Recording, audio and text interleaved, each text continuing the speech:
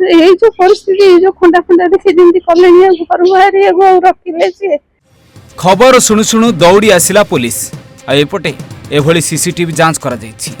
ए प्रथमे CCTV footage देखि नियंतु। एई footage रे आपण देखि परुथिबे 3 जण युवक आसुछंती आ सीधा सकाळु सकाळु मॉर्निंग वॉक रे बाहरिथिबा ए महिलांक बेकरु लुटी नेउछंती एभली सुनाचे।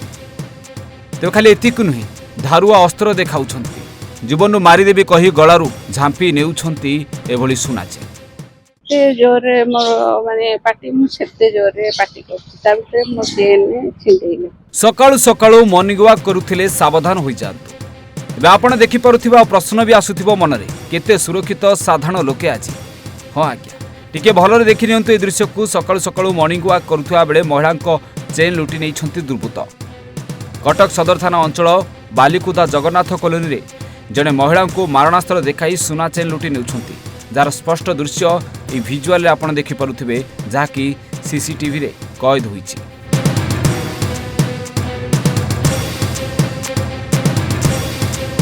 शुक्रवार दिन सकाळे 5:30 बेले 3 जण दुर्बृत्त एक बाइक रे आसीथिया बेले 2 जण महिला को मारणास्त्र देखाई भयभीत करी लुटी नेइथिले। आ पाखरे आउ जणे युवक बाइक धरी जगिथिले।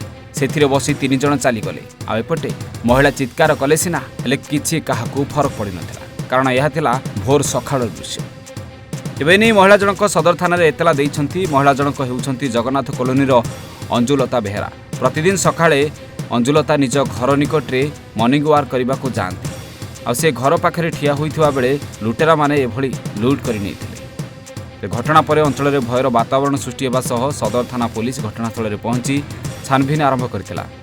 तेबे सेही अंचल रे पुलिस पक्षरु लागिथिबा सीसीटीवी गुड़िक अकामी हो जाइथिबा अभियोग करिसंती स्थानीय अंचलवासी। या छड़ा थाना रे थिबा एकमात्र पीसीआर मध्य अनेक दिन हेब खराब हेबा सह सठी भावे कार्य करूनाही बोली विशेष सूत्रରୁ जणा पड़िछि।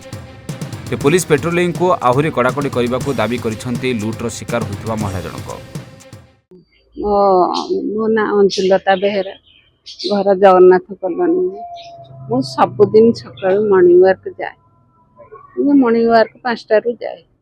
आज फेरुथिली फेरिबा समय रे मो पछुरु 3 जण आसिले घर द्वार मरे मु घर को आसिले उठुची 3 जण आसिले जणे गाड़ी रे रहिला आउ 2 जण मुहरे बांधिचंती मो पाखु आसिले आसिक 2 जण जा 2 पटर 2टा खंडा उठेले मो ऊपर खंडा देखिक मु डरी गेली से मो पाटर गोटे बाहरी बोला आ मु सेंती पाटी चिंडे छिंडे गिरी नेगे आउ रही गला ए हाथ रे खंडा ए हाथ रो खंडे भी ताकू भी आर जण को छिंडी नेला काने रे हाथ ये करूथला आउ टानी माने पड़ेले तो गड़ी पड़ा जाए मो पाटी जो जोर रड़ी छाड़ी बाड़ीटा भी धरची उंचौची मो बाड़ीटा को छड़ेकी नहीं 3 जन जाक पड़ेले मुझे पुलिस पेट्रोलिंग टिके अधिका हुंदा टिके जा होंदा माने पेट्रोलिंग करते डरते ना से माने आ भीतर पशिबे कॉलोनी पशिकी घर द्वार में अटैक करके जीवा एटा चटिया कथा। कटक रु सुब्रत दासंक रिपोर्ट ओडिशा भास्कर।